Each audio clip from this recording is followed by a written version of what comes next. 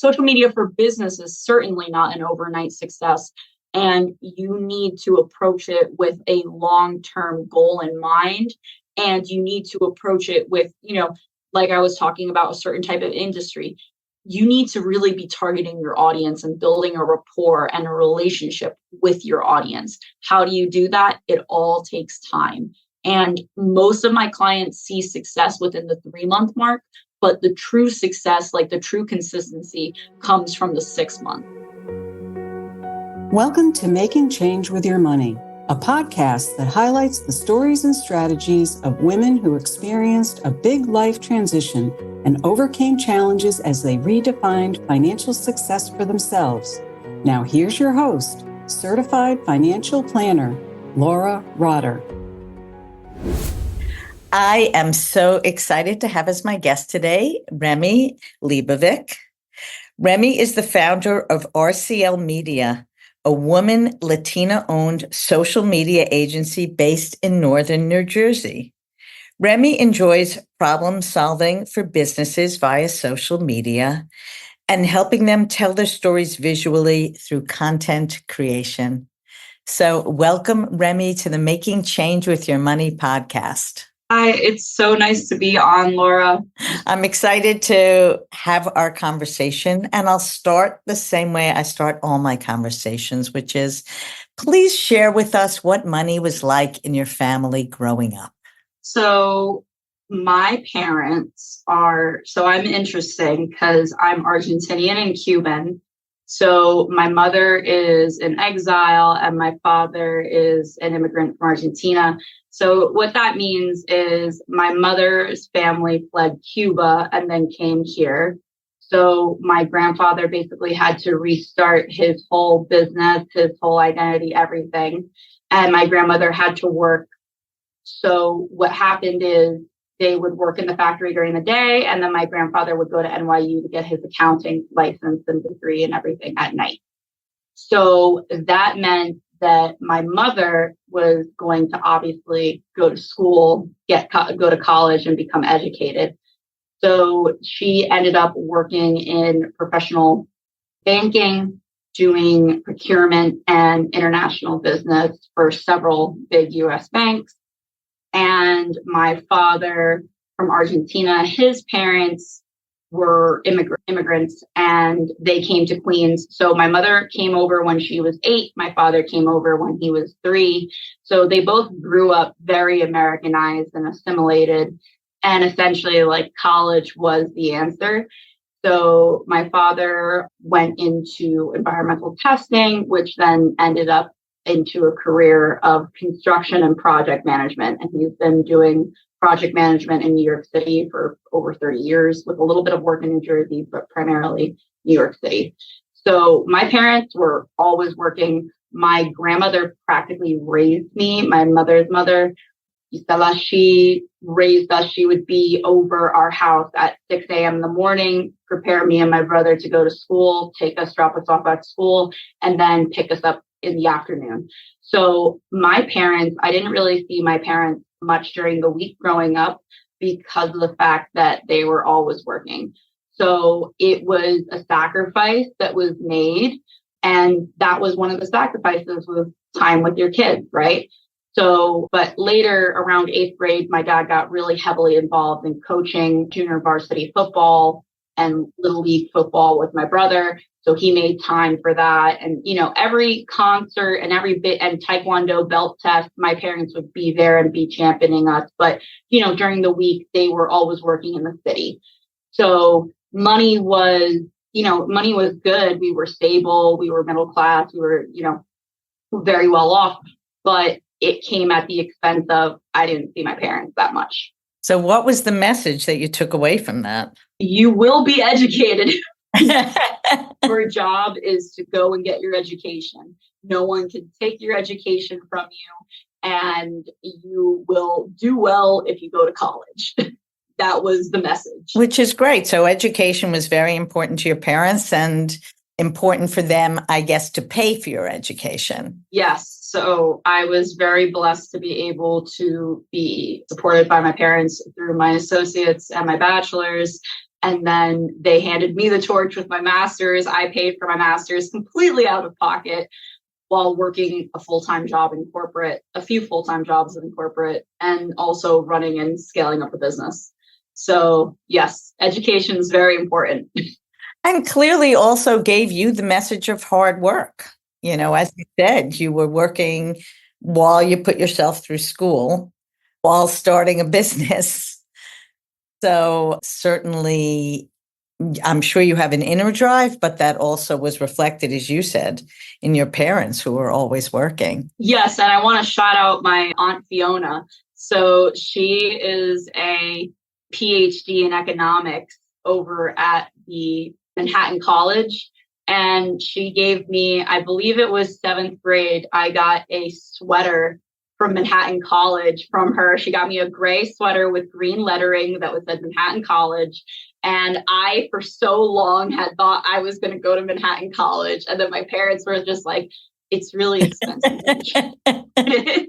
But like, that was the thing, right? Is that like, oh yeah, this is what you're going to do. It wasn't a question of how or what school or where, but it was just that it will happen, Which is, I very much believe in the value of education. So I think it's a wonderful message that your parents gave you, Remi. Did you work while you were in college? Because of course you just shared that you worked during graduate school. So I worked at my first job in college was a note taker at Bergen Community College. And what that basically meant was you got paid to go to class because people needed extra help in class. They needed, maybe I could catch something that they didn't. Maybe they needed special help in the classes or just that extra help to get them further. So what I would do is I would go into class and I would be a note taker and I would make, I think it was like, I'd make minimum wage, but it was great because it was just like, I'm getting paid to go to class. So it only self-motivated me. And my professors at the beginning of every semester would be like, who wants to be the note taker for this class for this semester? I'd be like, me. And then I would be, and it would even help myself because I would be very thorough for other people. I would always want to be better for them, right? And then I became an English tutor and a writing tutor. And then I would teach Taekwondo. And then other than teaching Taekwondo, I then went into tutoring again and then working at Rutgers Camden at the athletic center for the gym. So I was always working, and then I got a TA and then I would have internships, so they were all unpaid, but I would work at Storm King Art Center during the summer. And depending on the shift that I took for that, that season, it would either I would be working weekends, right? So I had the entire week to myself. So I would go and work for different art internships, or I would be working all the whole week shift, which was Wednesday through Sunday. And then on Fridays, I would go into the city for my for my sculpture internship in there. So I was like an art student, like in graphic design and digital media communication. So arts and a sculpture minor. So arts, like I racked up all of the art internships I possibly could get, but also while supporting myself and paying my bills and saving up. Wow. So I'm learning about you both that you're athletic. Sounds like you've been involved in sports, not just your brother who your dad coached his team, but you also are athletic, and also your interest in art. Can you please speak a little bit about that? When did you realize that you had that interest? And I've always been creative, and I think that going to school has just shown me that creativity comes in a million different ways. I'm not a good drawer. I can't draw well, but I can definitely, I can't be like a fine artist, right? With charcoal and line and all this other stuff, right? But I'm very creative in the sense of, oh, we have an art gallery coming up. This is what's the theme going to be. This is how we're going to organize the gallery. This is, these are the artists that we want to target to get into the gallery. I was always driven towards art as a kid because I liked reading manga growing up, which are little Japanese comics. I watched a lot of cartoons and animation. And at one point I wanted to be an animator. So I was very like gung ho with art. And then, when you go to college, you learn about the finer arts, and then you learn about sculpture. And it's just incredible, that art is, I think that everybody should try and get into art, because art is just so universal, and it just makes your life better. You don't have to draw, but you can go and admire, So did you ever do any visual art on your own, or it was more an interest in other people's? So I was a animation major at Bergen Community College. So I had a bunch of work that I did for, the associate's degree. I took, drawing classes, painting classes, animation classes. And then when I transferred into Rutgers, I did graphic design classes. So I have a whole portfolio of like graphic design and digital artwork. And I also have sculpture work, and I love sculpture. And I think that it was like a lot of my internships were, revolving around, sculpture work and making sculpture for urban environments. So yes. With what kind of medium? What kind of? We did wood. I got a grant. I got a Kirka grant from Rutgers Camden. They gave me $300 and I got grant money for plant money, as I'd say. And I got I made this thing called an eco-ISO, which stands for ecological isolation chamber. And what it was, I made this little bed that you could crawl into, and I covered it with plants. So the idea was that people that are in dense urban environments like cities, they could go into this thing and nature bathe and get the same benefits as someone who lives out in nature. Oh, I love that. As someone who I am sitting right now in a room surrounded by trees through the windows, I know that it really helps regulate my nervous system by being surrounded by nature and always seeing the outside. And I also want to share, I'm not a particularly visual person. And from a group I'm involved with, I'm looking at a corner of my office that has watercolor paints, magic markers, crayons, different pieces of paper that I can use to create visual art. When I used to journal in the morning, and I switched the journaling to actually spending 5 minutes to maybe paint the outside or draw a picture of my cat. I am in no way, our culture would say a successful visual artist. My son once saw what I drew and said, like, you look like you're in kindergarten, Mom. But I enjoy it because I never would do it before, right? Because when you're growing up, you do get critiqued by teachers, and to just embrace that side of me and build that part of my brain, use that creativity that I, don't otherwise use, has been fun.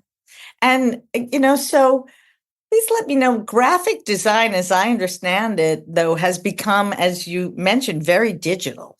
It's not really anymore putting pen to paper. So, what was that like for you to study graphic design? So our school was really heavily involved in print design. So a lot of my portfolio that I made in school was all printed works and materials. When I graduated, it quickly became, that's how I got into social media marketing, because a lot of the social media marketer jobs all required graphic design skills. Now, is that a good thing? Not really, but we could get into that later. But essentially, they were like, oh, we can hire, someone that has graphic design skills and knows how to use Adobe instead of a whole designer. So for the social media marketing, so they wanted one person to wear multiple hats. So it was physical for me at one point, and then it translated into digital. Got it. And I'm thinking, and this is obviously a tool that many people use, but like Canva, right? It's a tool that even someone like me, though, frankly, I also have someone else do it for me, that can, that's more easily usable for someone who doesn't have a graphic design background. Absolutely. And I've been to, lectures and talks that were given by Canva employees, I can say this confidently. Canva is a great tool to use if you need to bang out something and you need to just post something. However, if you are a company or an agency, or if you have a small business or own a brand, you should hire a graphic designer to make a brand identity system for you. So that's your logo, your colors, your fonts, everything. And then you can put that brand identity system into your Canva, because Canva does have a brand kit. And then you can start utilizing it and making assets that are in alignment with your brand, guidelines. But to just wing it, I feel that one of the things, me personally, as a social media professional, I go on Instagram and it's like the same 5 fonts with this. Everybody loves beige, black, and white. I don't know why. There's a million colors on this earth, but they all love beige, black, white. That means you're professional. I'm like, for what? Why are we taking all these nude shades? And so, it's very easy to use Canva, but it's also a double-edged sword because it can make you just look like every single other person in your profession. Right. That's probably true. So what a great segue. So Remi, can you just walk us through how you decided to focus your talents and skills on social media, content creation, and from there go on to who you enjoy working with and how you enjoy working with people? Absolutely. So I'm going to summarize this. So I said earlier in this interview about parents who come from backgrounds where they immigrated and they had to make it in America. So, and that college was the gung-ho answer. So when I had graduated, I didn't have a corporate job and I didn't have a full-time job. So I tried so hard. I started looking for jobs in, I want to say, January. So if I graduated in May of 2019, I started looking for full-time work in January of 2019. And I went to every portfolio day. I went to every, I was part of all these organizations with graphic design studios. And I was like, does anybody need help? Does anybody want someone, internships, just anything, right? And I couldn't find anything. Are those the kind of jobs you were looking for? Graphic design? Yeah, jobs? I was looking for graphic design jobs because I had a degree in graphic design and digital media communications, right? So I was like, okay, graphic design's not working. I graduated. I'm done. Time to pivot to the other degree. And let's see if I could do something with social media. I had been doing social media for all throughout college for things that I worked at. The Senator Walter Rand Institute, I would be designing, like the graphic design I would make for them was all going on social media. A lot of the graphic design jobs that I had as a student were all, assets that were going to be posted on social media because this was before Canva, right? So you'd have to make it in Adobe. Same thing with all my summer internships. I would be making designs that would be being posted on social media.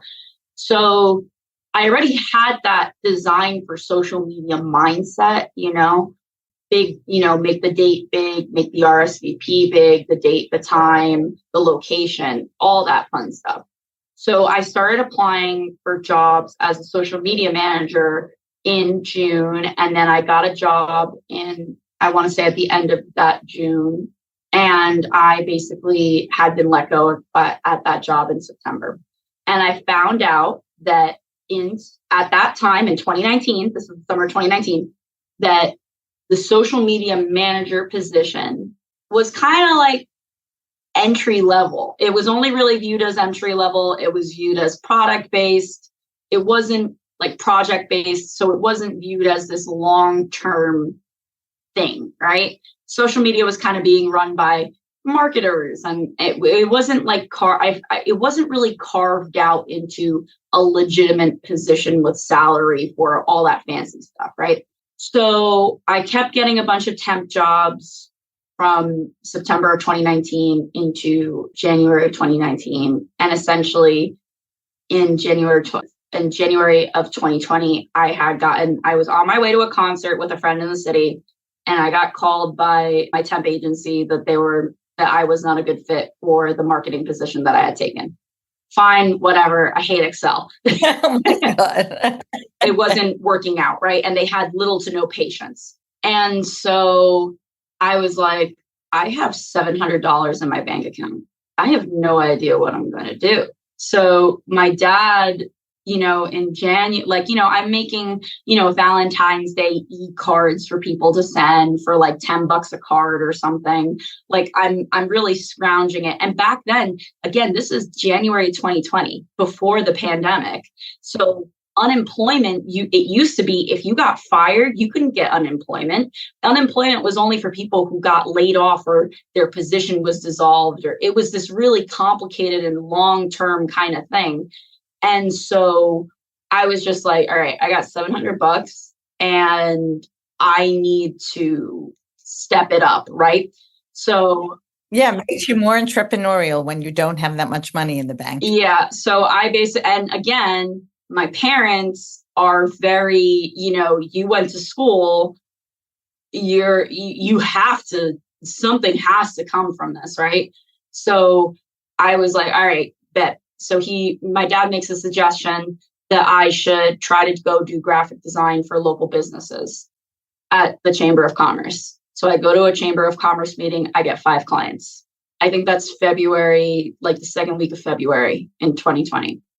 So I'm like, okay, I got my clients now. I have money coming in from this. I have money that is expected to come in from this. Great. I'm going to go get a bank account and I'm going to set this all up, because while I was at Rutgers, one of my professors, Kevin Kerman, he basically gave us a business of art class where we met with professionals. And I knew that I had to have an LLC. I knew that I had to have contracts. Through this whole class, he brought in all these different professionals. And I was like, and I still have his book with all of my notes, because I was a good note taker. I have all the books, like the book with how to do it. And essentially I went out and, we opened up the LLC, and my mom gave me $50 to put in the bank account, to put something in there. And then the pandemic hit. I lost a couple of those clients. I kept a few. And then essentially that's what kept me afloat, because I didn't qualify for unemployment because of this whole thing. Like I got it. I ended up getting it, but until much, much later. And then I didn't get all of it because I started working, and I'm still in this weird tangle where I'm still owed stuff, but I'll figure that out one day. So what kind of people, can you explain what you did when you went to the chamber meetings, and what kind of clients did you sign? They were all small businesses. They were all family-owned businesses. They were very, very, hyper-local, small brick-and-mortar businesses. And I kept one business with 2 different locations. And, the rest of the businesses that I had gotten, they basically had to, write me off because the pandemic, they didn't know no one knew what was happening. So that summer, I was like, okay, I don't know what's going on. I'm going to teach myself how to code, because tech is really important, right? So, and I already had taken some coding classes for HTML and all this in college. So I was like, all right, Code Academy has a free course for 6 months. Let's try to bang out as much as I can. I got all these different certs, and I essentially found a graphic design job that blended programming with design for legal paperwork. And that was my first big corporate job. And I stayed there for 2 years, and I would run the business and gain more clients while working that corporate job. And essentially, while I was at that corporate job, I made the decision to go to my master's program, because I was just like, I don't know what's going to happen or what the future is going to bring, but God forbid anything happens and the whole thing sets on fire. I have a master's degree, and no one can tell me anything after that, right? Because I think only 17% of the United States holds a master's degree. For me, I'm in northern New Jersey, right? Bergen County, Hudson County. everyone has a mask. Everybody. Like, Right. I'm in Westchester, right? Same thing. right. So it's same thing where it's like everybody has it, but then you go to different parts of the US and it's like, oh no, it's a rarity. So I was living at home and I still live at home because I just graduated the master's program like 3 weeks congratulations. ago. Thank you. So I was living at home, but paying rent and living at home. And essentially the unemployment kicked in. So I was in the summer, like the middle of the summer. So I was able to get unemployment. And then the unemployment was what was paying me until I found the full-time job. And that just basically kept me afloat. So, Remi, can you describe for us again, like what you did for those small businesses and what you're doing now for people? Right. So for those small businesses, for one small business, I created a website and social media assets that they could all go and post, like a little content package for them to post on their own. For the other small businesses, I created, and I still do this, I created a social media package where I go on site to create content for them. And then I schedule and manage and post everything myself. So they hand off and export their social media work and their social media needs to me, to RCL Media and my team. And then we go on site, we create the content, we write the captions, we schedule the posts, we handle the social media so they don't have to. And I'm still working with one of those clients, which was a restaurant. So again, it was really important. Back in the pandemic, we were using a ton of graphics and stuff, but now we go on site, we take pictures of the food, we post what specials are coming up, UFC fights, all that fun stuff. So essentially, we engage, we post, we create for them, and we're able to, have their social media platforms running while they focus on their business, because social media is a task all in and of itself. And you basically just need like an employee set to it. So that's where RCL Media comes in for all of these small businesses. And now we serve restaurants, construction, and lifestyle businesses. And we're starting to get more inquiries into medical. So healthcare, private practices, med spas. So we've had a couple of talks with people about that. Oh, that's great. So 2 questions. First of all, you said you engage. I'm wondering what you mean by that. So on LinkedIn, Instagram, and Facebook, especially LinkedIn and Instagram, we'll hold polls. So engaging is like asking your audience questions, replying back to messages, replying back to comments.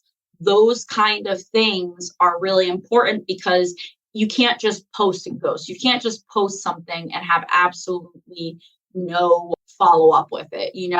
We make content for our clients that are unique in their voice to them. So we actually have one client that's a sports bar, and we understand all of the lingo. So if there was something really funny that happened in hockey, because right now it's the hockey season playoffs, we'll repost a meme and we'll get a lot of laugh reacts from that. So we're keeping in line with what the business is and what they represent, and really staying on trend with the current things like reels, right? I slapped some trending audio on a reel for one of my older clients. They're no longer with us, but we put trending audio back when reels first came out. We put trending audio onto this pottery reel, and now it has over 100,000 views, right?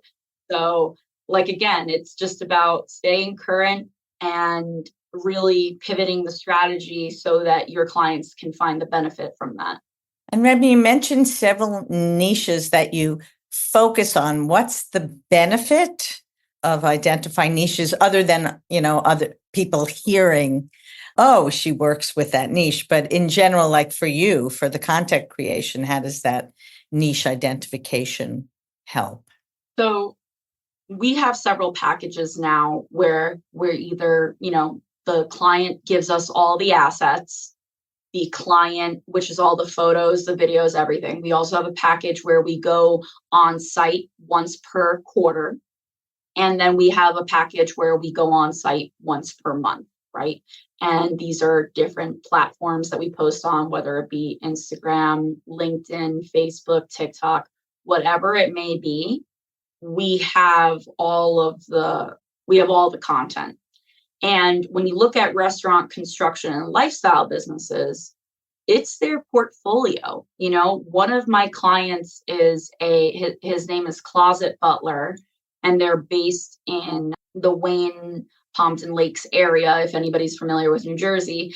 And basically, we posted a video where, he was talking about a mudroom, right? A 15-second reel got him a huge project because the woman just called them up and was like, hey, I want that mudroom. They're like, what mudroom are you talking about? The mudroom that was on Instagram. I want that.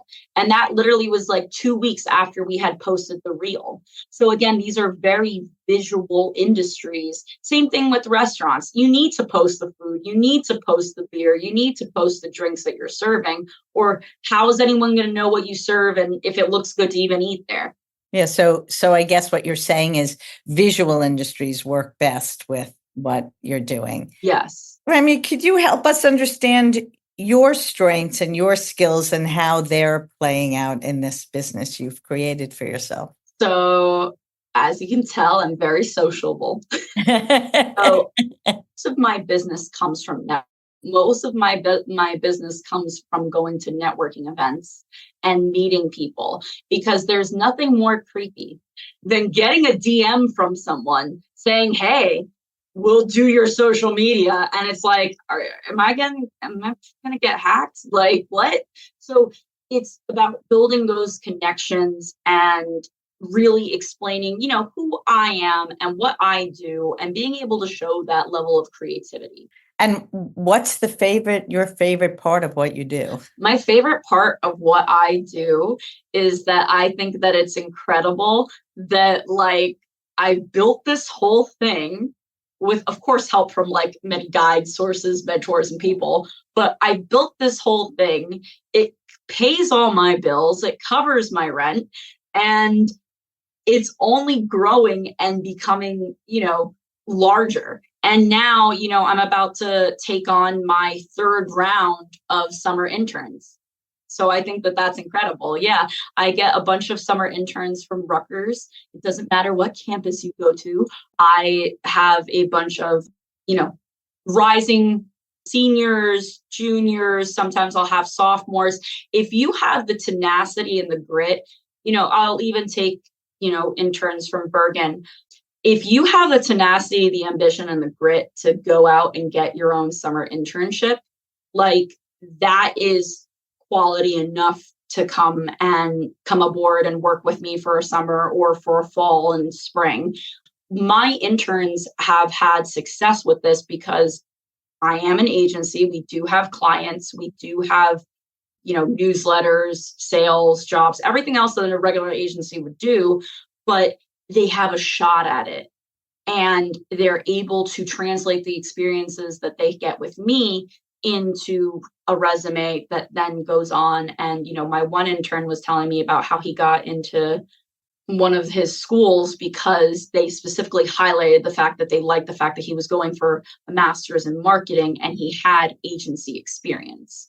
So again, and I've been told this by several different interns, so I'm really proud that I'm able to give that to them. That's wonderful. So a lot of my listeners are women who maybe have left corporate jobs and are setting up their own businesses. Can you, speak to our listeners as to, how your packages work and how you work with clients? So one of the things that I will highly recommend is, and I'll give a shout out to, is my coach, Lynn from LSR Consultants. She's a business coach, but she is no nonsense. She is very this is what you need to do, and this is how you have to do it. And I also went to the Rutgers Entrepreneur Pioneer Initiative, Rutgers EPI program. And what that was from April through December, every week we were in a class where they were talking about sales, business administration, marketing, all these different aspects about running a business, because the thing is that starting a business is the easiest thing you can do. Maintaining it for the longevity is hard. So to those women that are currently in corporate positions that have income, I would highly recommend that you, number one, get a business banking account. If you establish your LLC, sole proprietorship, B Corp, nonprofit, whatever it is, establish yourself and then get the business banking account and work at corporate and work on the business during the weekends or at night or whatever it is. And I'm not going to lie to you, it will be very hard and it's very isolating and it's very lonely. In 2021, I can count, not 2021. In 2022, I could count the number of times on my hand that I hung out with my personal friends. I saw people I was networking with more than I saw some of my best friends. And that is a boundary, but it goes back to that sacrifice of either I'm going to hang out with my friends this weekend, or I'm going to go and get content this weekend, or I'm going to do this for the business, or I'm going to hang out and do this.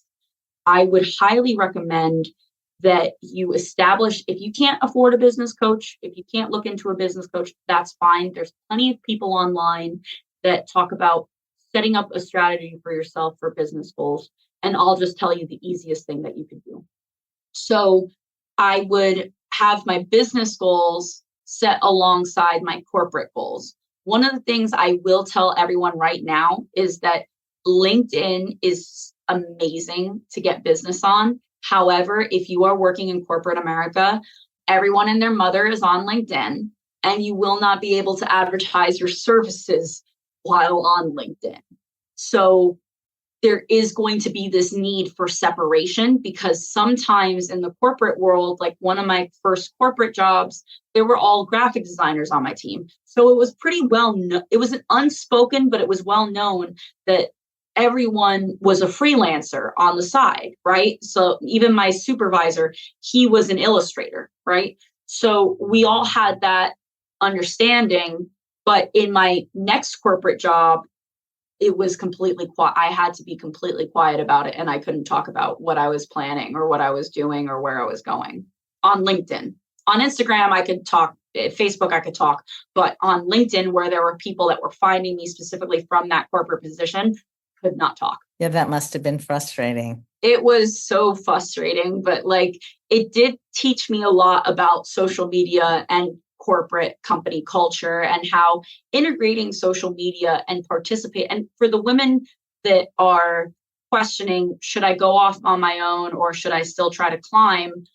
Networking within your organization can be done through, Teams, right? Or your emails or whatever, or asking people to have one-to-ones via Teams. Or it could be done, let's say you want to get into a certain department or branch, just add people on LinkedIn and start having conversations and gaining friendships. Because honestly, when there's a certain part of corporate where you just start, your network starts getting you jobs. Like my mother for many years was only able to get all of her positions because she had a boss and a mentor who was just like, hey, we're all jumping to AIG, come with us. Okay, we're all jumping to Citibank, come with us. Or, hey, we're all jumping here. And and to this day, she has a position that she was able to get through her network.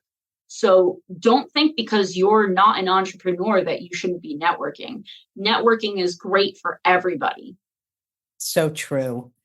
So if women are listening and thinking, I really do need social media help, what exactly do you offer? So we have different packages where, again, we go on site to create content. If you're not in the state of New Jersey, no worries. I have a vast network of people that I can call on from across the US because I belong to several different networking groups. And what we offer is we offer platform management, hosting, content creation, and marketing. So we do both paid ads and organic. And I will say this to everybody: before you go and spend a ton of money on paid social, you need to have a consistent organic presence in order to. And what do you mean by organic presence? Organic means just, posting without boosting, like content that you create in order to post. And so do you do one-off projects, or it's an expectation of an ongoing relationship? It's an expectation of an ongoing relationship. We ask our clients to commit 6 months to us because honestly, social media is not an overnight success. Social media for business is certainly not an overnight success. And you need to approach it with a long-term goal in mind. And you need to approach it with, like I was talking about, a certain type of industry. You need to really be targeting your audience and building a rapport and a relationship with your audience. How do you do that? It all takes time. And most of my clients see success within the 3-month mark, but the true success, like the true consistency, comes from the 6-month. So that's also a great segue to, as we get to the end of our conversation, the question I like to ask. You've used the word success. So how do you define success for the work you do with your clients? And then by the same token, Remi, how do you define success for yourself? So success to me for my clients, is when clients can tell me and they come back to me and they say, hey, that post that you did led to us getting business, which is very hard to do on social media unless a customer specifically states that they found the post and then that's what inspired them to buy. But again, like a lot of my business is primarily, a lot of my clients are doing B2B and only some are doing B2C. So when those B2B clients, those business to business clients come back and say, hey, we got a job based off of this, that really propels, me like forward. And it's like, hey, what I'm doing, my knowledge is actually helping somebody and it's helping someone be driven forward. Success for myself, it's very hard to define success for yourself because again, like I'm so at the helm in my head. I think that one of the best things that Lynn, my business coach, told me was that at the end of every week, write down the things that you have achieved, right? And that will help you to reflect and be like, oh, I actually was productive this week. Oh, I'm actually going in this direction. I think that there's, a lot of people are obsessed with 30 under 30 and 40 under 40 and all these lists and things that you have to, all these lists and stuff that you have to do. I think that I'm majorly successful because of the support of others around me and also like my own ambition and tenacity and drive to, yes, I can definitely something. hear that. Yeah. So you have a good sense for yourself of what it means to succeed. And is it primarily a financial goal, a number, or more specifically, how are you defining it for yourself? Well, I live in northern New Jersey, and anybody who pays taxes out here knows that it's not cheap to live out here. So my goal right now, my financial goal is I would really like the business to be making $200,000 a year. If the business can make $200,000 a year, that means that I could be making $80,000 a year. Same thing, if the business makes $500,000 a year, you can make $200,000 a year. But it's really about, again, those goals, like writing them down. That might all seem like very woo-woo-ish, but it's all about putting your energy into a direction and following it. Because essentially a coach like mine, she's set up SOP work and all that other great stuff. But at the end of the day, she is primarily my accountability buddy. She's the person that keeps me on it, So, Remi, we're at the end of the conversation, and I'm wondering if there's anything else you want to make sure that you mention, and how the best way for people to get in touch with you? The best way for people to get in touch with me is to follow me, of course, on social media. I'm at Remi Leibovic on LinkedIn. And then I'm on Instagram. I'm at RCL Media Official. And then on Facebook, same thing, RCL Media. And on LinkedIn, I'm also at RCL Media. So I love to meet new people. I love to talk to people. I'm very, open and about the process. And again, like when you work with someone who does your social media, it is paramount that you work with somebody that understands you, your business, your values, and is able to convey that onto your platforms, because at the end of the day, so your social media presence is your mission statement in action. And if your audience members can't go to your platform and tell what it is, who you are, what you're about, and where you're going, then you definitely need to redefine that definition. Thank you. And I love the passion that's evident in your voice that you bring to your work, that you really, it seems to me, are mission driven. You enjoy people and working with people. And it's been a pleasure getting to know you, Remi. I hope you enjoyed my conversation with Remi Leibovic, founder of RCL Media. And some of my takeaways are: limited financial resources can be an incentive to step up your game. Remi shared how she was laid off from her temp job, was unable to collect unemployment, and had just $700 in her bank account. She took her father's advice and attended a Chamber of Commerce meeting and left with 5 new graphic design clients. My second takeaway: having a corporate day job can ease the financial stress as you build your business. Remi developed her coding skills and landed her first corporate job that blended programming with design for legal paperwork. She continued to build her business while benefiting from the paycheck and benefits of her corporate job. And my final takeaway: when engaging on social media as a small business, it's as important to engage with others as it is to post your own content. Among her services, Remi provides a social media package for small businesses, creating, scheduling, and managing social media posts in her business's unique voice. Remi stressed the need to engage the audience by posting polls, responding to comments, and replying to messages, rather than just posting and ghosting. Are you enjoying this conversation? Don't forget to subscribe so you won't miss the next episode. And if you are really enjoying the show, a rating and a review would be greatly appreciated. Will help others just like you to find it. Thank you so much.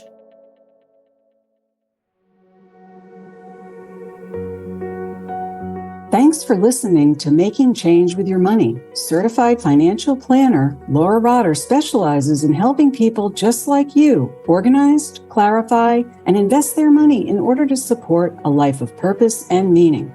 Go to www.trueabundanceadvisors.com/workbook for a free resource to help you on your journey. Disclaimer: please remember that the information shared by this podcast does not constitute accounting, legal, tax, investment, or financial advice. It's for information purposes only. You should seek appropriate professional advice for your specific information.